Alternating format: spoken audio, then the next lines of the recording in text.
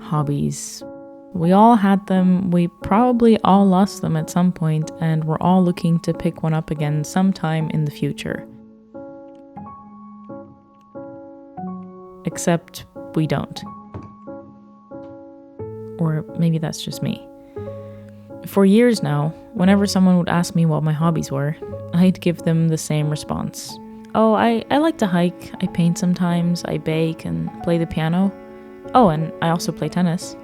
But in reality, I haven't done some of those things for years. A few years ago, my boyfriend gifted me a piano for my birthday.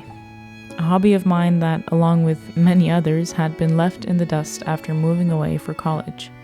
But still, I always found myself longing for the escape it brought me.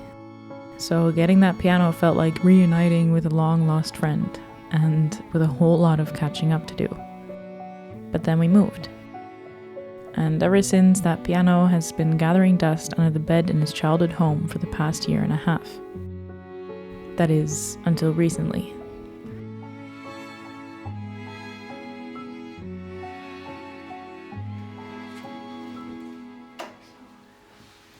Thanks. Cool. See if it still works.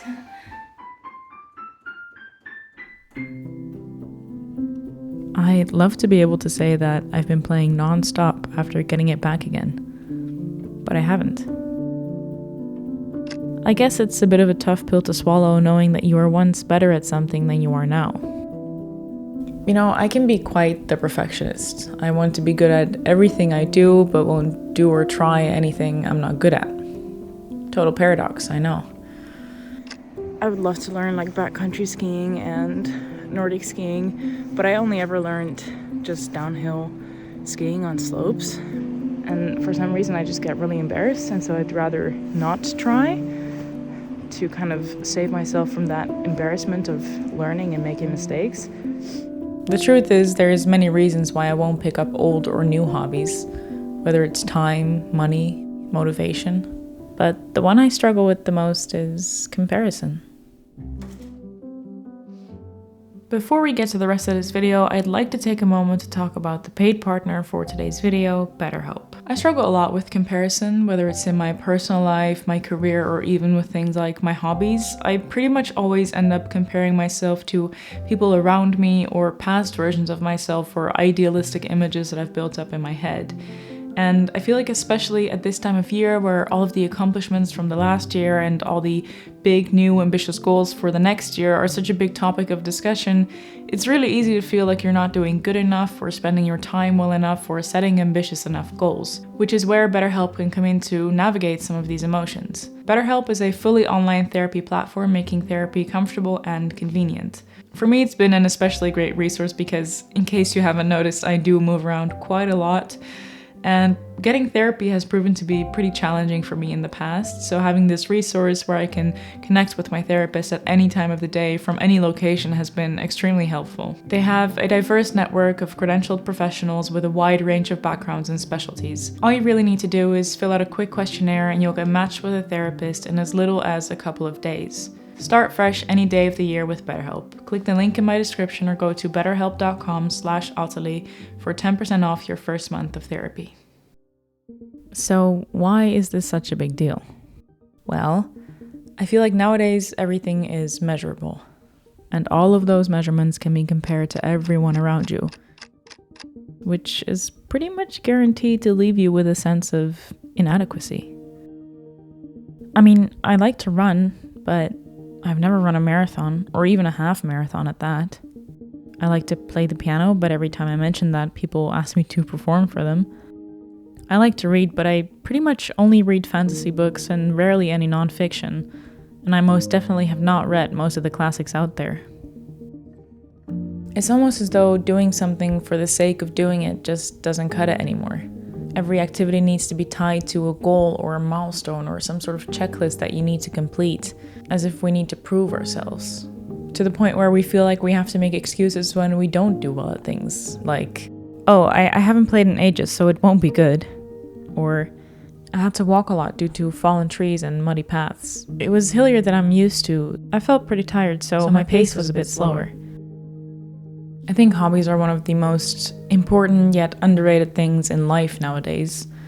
Exactly because it should be the one thing that isn't competitive, where the outcome doesn't matter and where you don't have to perform or pretend, and the one thing that can just really take you out of your thoughts for a while. It's an escape, and I want it back. I'm about to go in for a fitness boxing class, and this is something that I started doing back in November, I think, because I wanted to try new things and like find new hobbies, and it was really scary doing it the first time, especially because it's not in English, so the majority is in a foreign language with people who have been going to the class for a long time now, and they're much better than I am, and so it's almost the end of January, and I just haven't had the guts to go. There's a lot of people here, so it's only gonna make this harder, but let's go.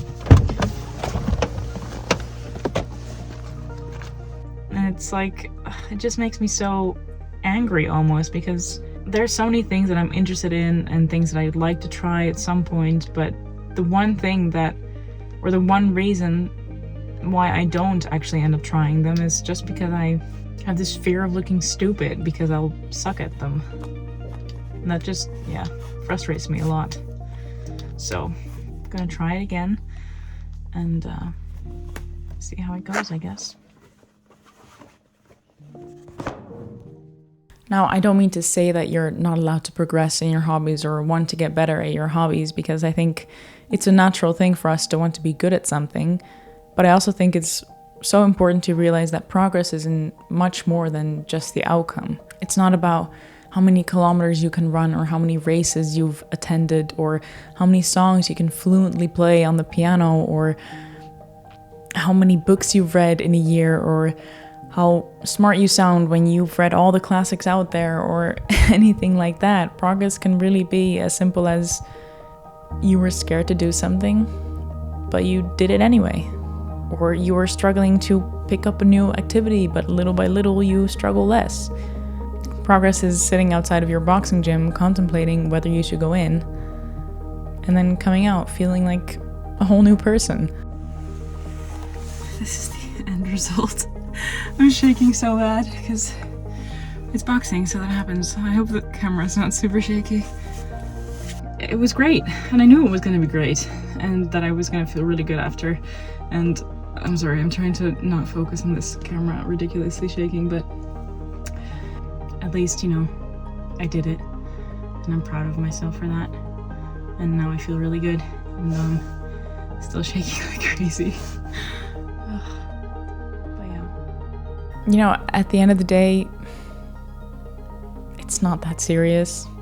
Nowadays, everything is made to feel as though it is really serious and it's like a make or break type of situation, and it's like you have to be good at everything you do and everything you do needs to be productive, and if you are good at something, then why wouldn't you monetize it, and if you're not good at something, then it's not worth doing, and you know, the list goes on, and that's just not the case.